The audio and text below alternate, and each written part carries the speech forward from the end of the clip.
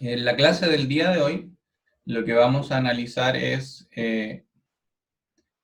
un resumen de lo que vimos el martes y una técnica que se denomina anti-winding up. Y después vamos a tratar de hacer eso en Plex si el tiempo nos alcanza. Dame un segundo que llegó otra persona.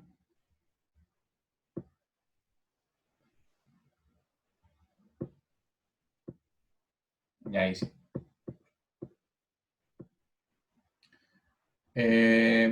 Perfecto. Entonces, a modo de resumen de lo que vimos el martes, tenemos esta diapositiva en la que hay básicamente tres cosas que tenemos que tener súper presentes.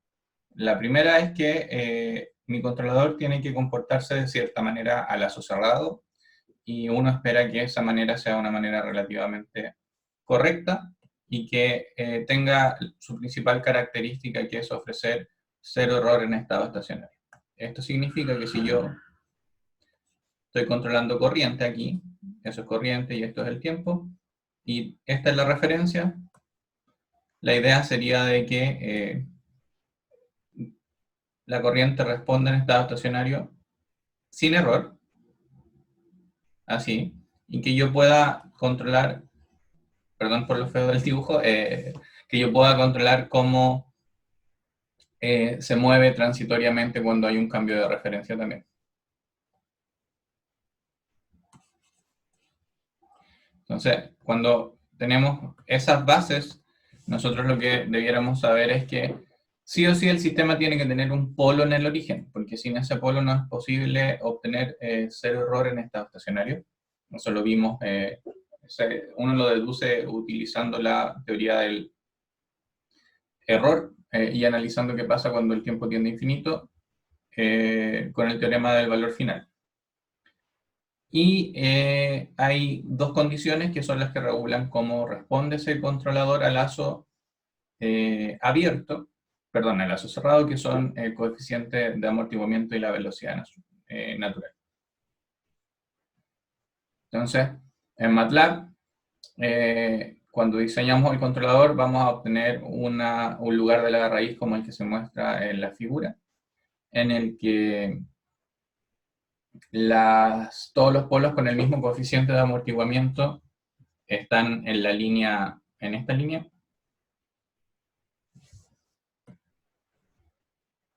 Déjenme borrar. Están aquí. Y todos los polos con el mismo, la misma velocidad natural hacen una semicircunferencia con respecto al eje Y. Entonces, el lugar en el que se intersectan ambos requerimientos es el lugar que cumple con mis requisitos de diseño acá. Y lo que nosotros hacemos es gráficamente mover la ubicación del cero del controlador tipo PI, o puede ser un PID también, para que en lugar de la raíz intersecte esos puntos de requerimiento. Eso es básicamente.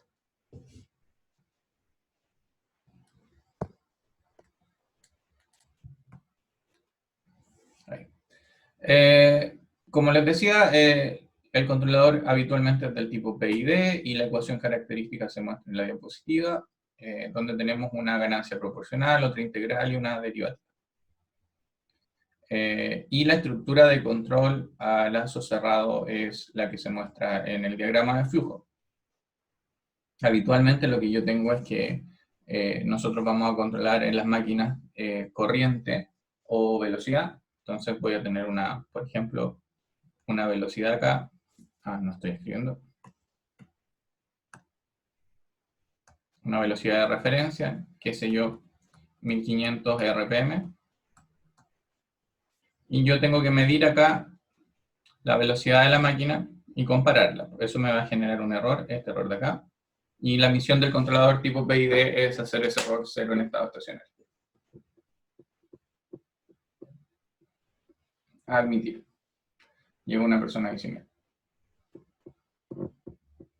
¿Cómo ustedes miden velocidad en una máquina? ¿Alguien sabe?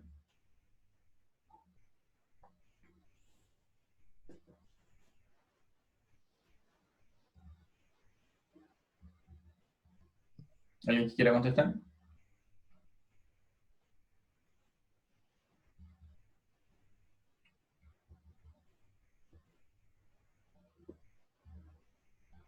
No veo ninguna manito levantada.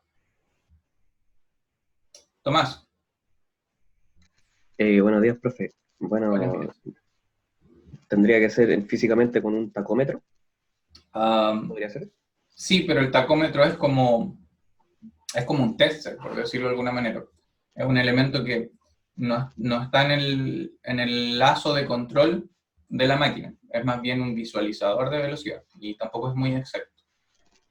Ah, perfecto. Entonces, ustedes, los labs de máquinas, cuando quieren saber la velocidad, eh, lo que hacen es que ponen el tacómetro en el eje, ¿no?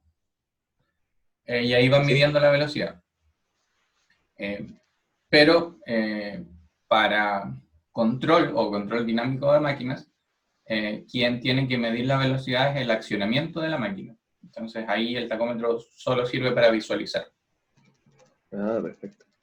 Entonces lo que se hace es que para controlar máquinas uno mide la velocidad con un elemento que está dentro del accionamiento. Y ese elemento puede ser un encoder o un resolver. Eso es lo que más se utiliza en la industria para medir velocidad. De hecho, muchas veces uno compra la máquina y tiene que comprar aparte el encoder o el resolver, y tienen ciertas especificaciones técnicas.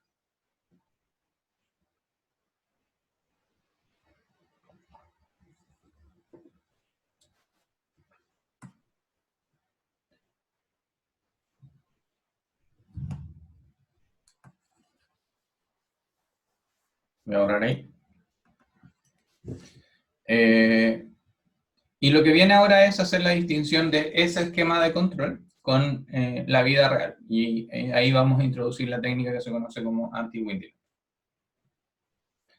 En la parte de arriba tengo el mismo esquema de control que les mostré recién, en el que tengo el controlador y la planta directamente. Y eso es cuando uno hace control y considera solo la etapa de control o solo el controlador.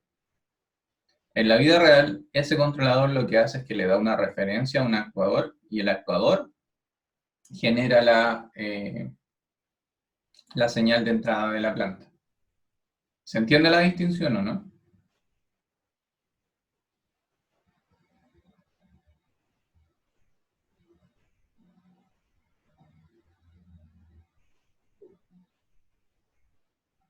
Profe, ¿podría explicarlo de nuevo, por favor? La distinción. La distinción.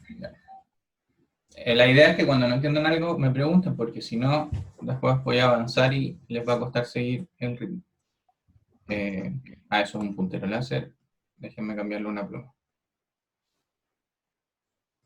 Cuando uno está haciendo control y tiene, uno, por ejemplo, una función de transferencia, lo vamos a hacer en un ratito más en Plex.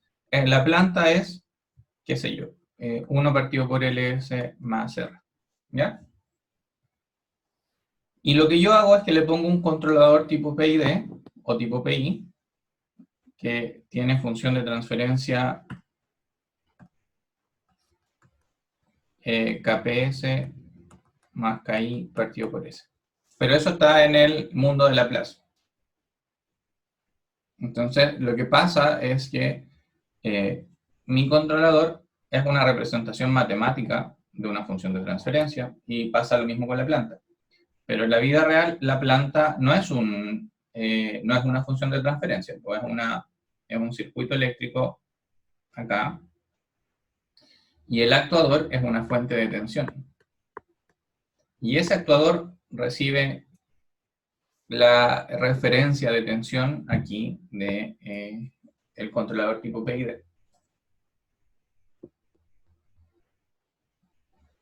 Entonces hay una diferencia entre la señal que yo tengo aquí, que es la señal U asterisco, por decirlo de alguna manera, y la señal U, que es la que entra a la planta. Marcos.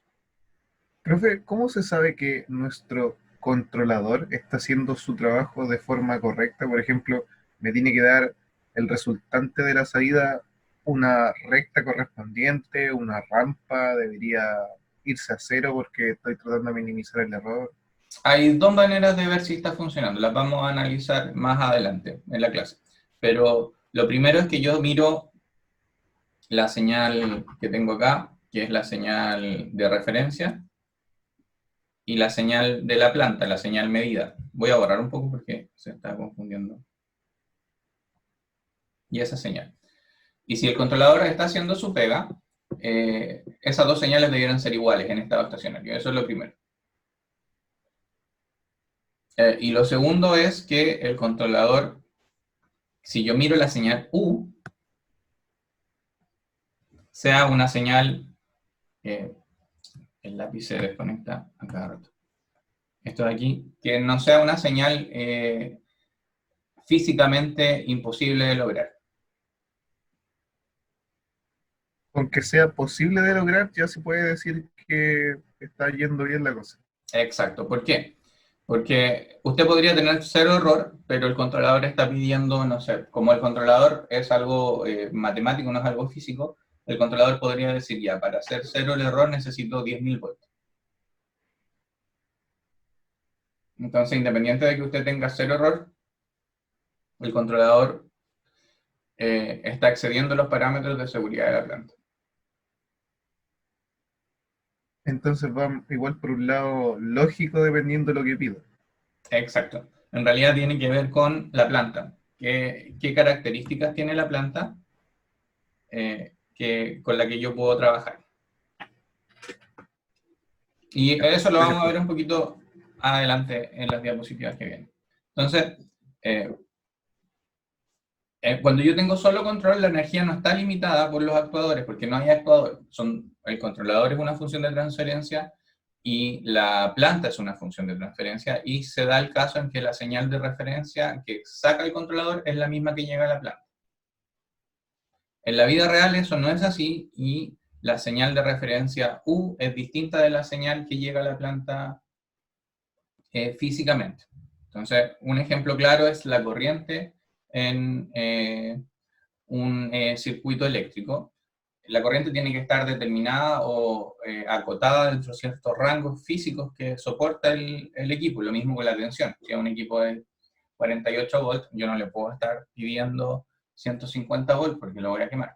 Entonces, esa limitación tiene que ver con las características físicas del equipo, y siempre hay que tener presente de que no estemos generando o pidiendo con el controlador corrientes o tensiones más allá de los límites de seguridad de la planta. Entonces, para que eso quede claro, lo que tengo acá es un circuito en Plex, en el que tengo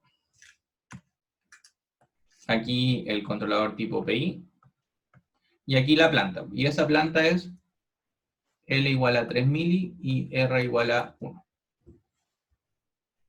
Entonces, como lo vimos el martes pasado, uno va a MATLAB y dice, bueno, voy a controlar esto con, qué sé yo, omega n igual a 100 Hz y chi 0,6, por decir algo. Entonces, cuando yo diseño, lo que yo hago es poner un scope aquí y aquí. Y aquí pongo un osciloscopio. Entonces, cuando yo pongo el osciloscopio aquí, visualizo esto de acá. Y si yo miro, puedo decir, en estado estacionario tengo 0 error, y el overshot es como de 1 ampere. Es un poquito más chico que 2. Entonces, eso está relativamente bien, porque tengo menos de 20% de overshot. El sistema llega a la referencia bastante rápido, y no hay error en estado estacionario. Entonces, lo que me preguntaba Marcos recién parece que fue, es cómo yo veo que está funcionando. Bueno, así miro que está funcionando. Ese es un controlador que funciona. ¿Podríamos discutir de que le puedo mejorar el overshot o no? Sí, pero el controlador funciona. Ahora, el problema viene cuando yo analizo qué es lo que está saliendo del controlador. Entonces, cuando yo analizo qué está saliendo del controlador, pongo un scope aquí.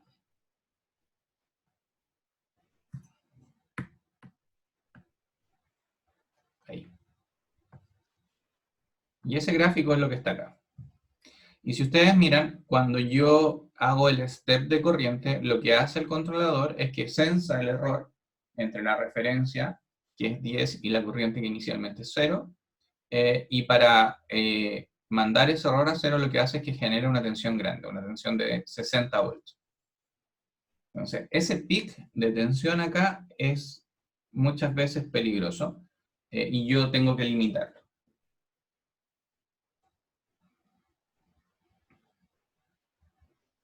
Entonces, la manera más sencilla de limitarlo es poniendo un saturador en el sistema. El saturador tiene la misión de decir, por ejemplo, en la figura, en el scope 3, se muestra que el saturador está cortando la tensión en 25.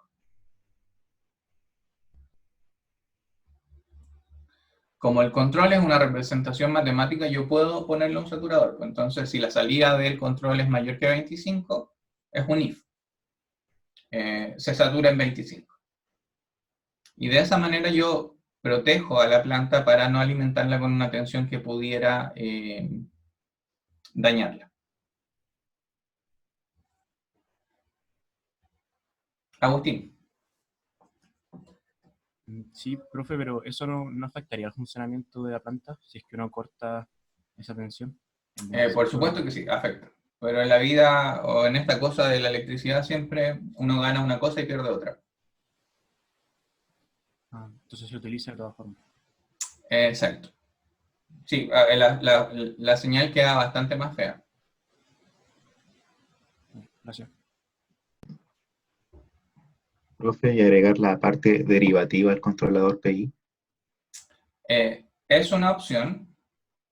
Hace el controlador más rápido, pero lo que pasa es que el problema de la parte derivativa es que en Simulink funciona súper bien, pero después cuando uno implementa esto en la vida real hay que programarlo en C y eso se hace discretamente. Cuando uno programa discretamente una derivada, si hay cualquier error se amplifica. Entonces lo que se trata de hacer es de no derivar discretamente, sino solo de integrar, porque el integral discreta es una sumatoria. Y ahí viene que si yo le pongo una parte derivativa, tengo que aumentar el orden de mi ecuación, la función de transferencia discreta queda más grande y en realidad se amplifican los errores. Yo nunca he implementado PIDs discretos, pero nunca he obtenido un resultado mejor que solo PI. ¿Por qué? Porque trabajo en control de máquina, entonces las máquinas siempre son de primer orden, no necesito ponerle un controlador más complicado.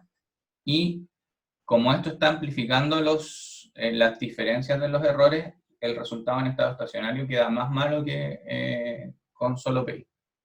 El controlador se hace más rápido ante perturbaciones, pero queda más ruidoso en estado estacionario.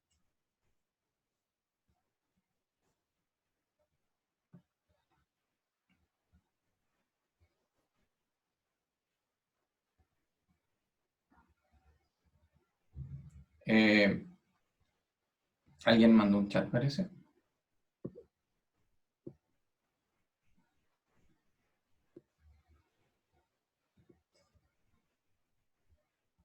Era de hace rato, te voy a comentar. No lo había leído. En esta diapositiva lo que hago es explicar un poco lo mismo que les mencioné. Estamos viendo cuál es la figura o el bloque con el que defino el saturador y qué características tiene. Básicamente yo lo que hago es que limito la entrada a la planta entre un valor máximo y un valor mínimo, y el controlador... El problema de esto de limitar es que ahora tenemos que analizar qué le pasa a la planta y qué le pasa al controlador tipo PID. En este caso vamos a centrarnos habitualmente solo en la parte proporcional e integral, por el problema de la derivada que les mencionaba. Y déjenme avanzar en la diapositiva, acá tengo el mouse. Si uno mira la función de transferencia o la ecuación de un controlador tipo PI, vamos a tener que la parte P es proporcional, por lo tanto multiplico el error por un Kp, y la parte integral lo que hace es integrar el error en el tiempo y multiplicarlo por una ganancia. Discretamente eso es una sumatoria, como está en la ecuación de acá de la derecha. Lo que pasa con la sumatoria es que finalmente la sumatoria lo que va haciendo es que almacena el historial del error, por decirlo de alguna manera, porque cada delta t, yo digo ya, el error es 3, lo sumo, el error es 4, lo sumo. Y voy generando una componente almacenada ahí del error. Por lo tanto, cuando yo tengo un elemento integral, yo no puedo llegar y cambiar rápidamente su salida, porque esa salida va a depender del historial de las salidas de los tiempos anteriores. Por lo tanto, si el error aumenta, ese error va a quedar almacenado en el PI por un tiempo y va a hacer que el controlador responda de peor manera. Eso se va a observar en la diapo siguiente. Si quisieran hacer un paralelo eléctrico con lo que les estoy diciendo, básicamente pueden asociar el integrador o la parte integral del PI a un condensador que se está cargando y se está descargando. Y esa carga y esa descarga no es inmediata. Tiene un tiempo de subida y un tiempo de bajada que van a depender de la ganancia del PI. En el caso del condensador tiene que ver con su capacitancia. Entonces, para que esto quede más claro, vamos a hacer un ejercicio. Tenemos una planta que tiene la definición que se muestra en la ecuación G de S. Y lo que se supone acá es que nosotros diseñamos un controlador tipo PI para una velocidad natural de 300 Hz y un coeficiente de amortiguamiento de 0,707. Lo nuevo es que nosotros definimos que la planta tiene parámetros de seguridad entre acá, entre 15 y menos 15. Eso quiere decir que yo no puedo alimentar a la planta con una entrada más allá o fuera de esos rangos. Y la idea de este ejercicio es que ustedes visualicen el problema que pasa. Si yo me voy a MATLAB y uso RLTool, obtengo el controlador GC, que tiene una ganancia proporcional de 41 y eso no es KI, eso es como KI partido por KP de 212. Con ese controlador, si yo simulo el sistema a lazo cerrado, voy a obtener esto.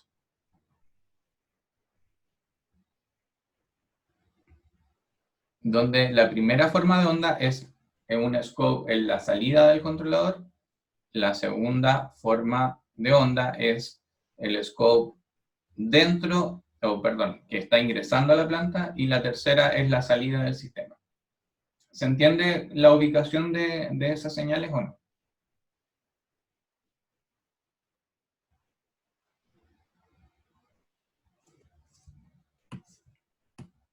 Pero lo que yo aquí estoy dibujando es, aquí tengo el controlador.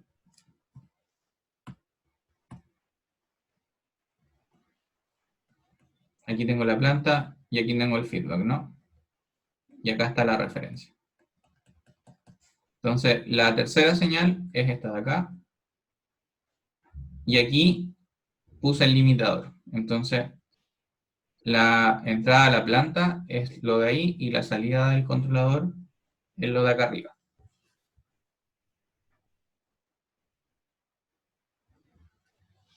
Entonces, si ustedes se fijan, la salida del controlador es una señal gigante. Llega hasta 1500, quizás, sí, 1500. Pero como nosotros pusimos restricciones de seguridad a la entrada con la que yo estoy alimentando la planta, el saturador lo que hace es que si la señal es más grande que 15 o menos 15, la satura. Y por lo mismo tienen la figura recortada que se ve en el gráfico del medio. Cuando yo hago eso, el problema que pasa es que hay una diferencia entre la salida del controlador y la entrada a la planta, y eso produce un error. Y ese error lo que hace es que haya una diferencia entre estas dos señales. Y es una diferencia más o menos grande porque, suponiendo que ahí está 15, todo esto de acá es la diferencia entre la entrada a la planta y la salida del controlador. Y todo ese error se almacena en la parte integral del controlador tipo PI, y por eso el controlador tipo PI responde mal. Y responde mal, ¿cómo? Responde mal así. Si uno grafica en esta forma de onda la salida de la planta y la referencia, va a ver que ese es un controlador que responde mal. Ahora, ¿tiene cero error en estado estacionario? Sí, pero hay que diseñar muy mal un PI para que no tenga error en estado estacionario. La parte integral ya hace eso por sí sola. El problema aquí es que estoy teniendo una diferencia entre lo que sale del controlador y lo que entra a la planta. Y esa diferencia se almacena y produce esa señal que tiene un overshot como del 40%. Y eso sí es inaceptable. Porque si es fuera corriente y es una máquina de 1000 amperes, el overshot es no es de 40%, pues como de 80% en el primer caso. Pero lo más probable es que la máquina se queme con ese pico de corriente, porque cada vez que yo le cambie la referencia bruscamente va a pasar algo parecido. Y si uno hiciera una comparación de los dos esquemas, va a tener eso. En el lado izquierdo con límites y en el lado derecho ideal. Y el controlador ideal responde súper bien. Si lo comparan con el controlador que tiene los limitadores. No sé si hay dudas o consultas hasta esta parte.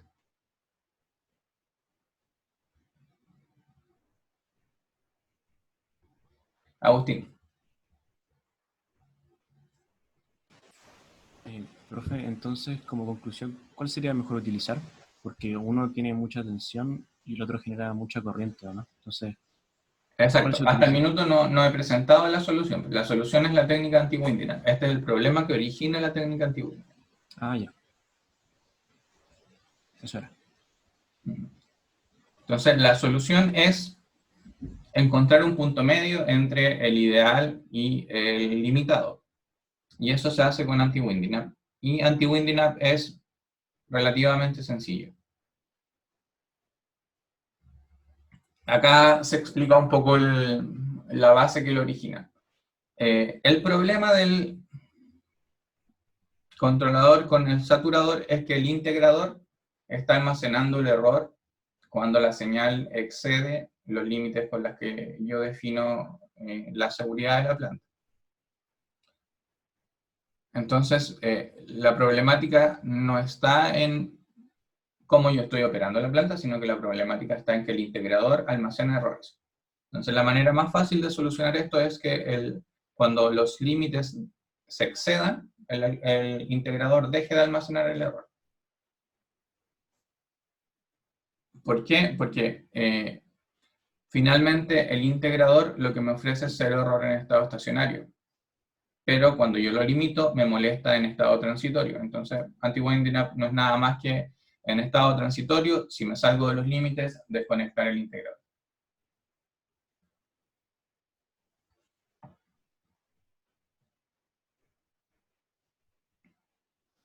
Y aquí se explica un poco eso nuevamente. En la parte proporcional e integral de un controlador tipo PI se pueden separar. Y lo que yo hago es multiplicar por un 0 o un 1 conveniente en la parte integral. Eso lo logro implementándolo con una función lógica que se escribe como está en la ecuación. Entonces, esta función lógica, f de u, es 1 si la entrada u es más chica que el máximo y es más grande que el mínimo. Si la entrada excede el máximo o es más chica que el mínimo, esa función lógica se convierte en un 0. Por lo tanto, yo multiplico la parte integral de mi controlador tipo PI por esa función lógica. Y si lo mirara en un esquema de Plex, esto queda así.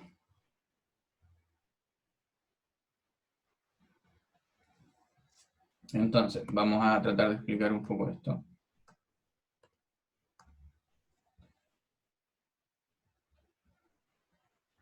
Acá yo tengo la parte integral, que sería KI partido por S.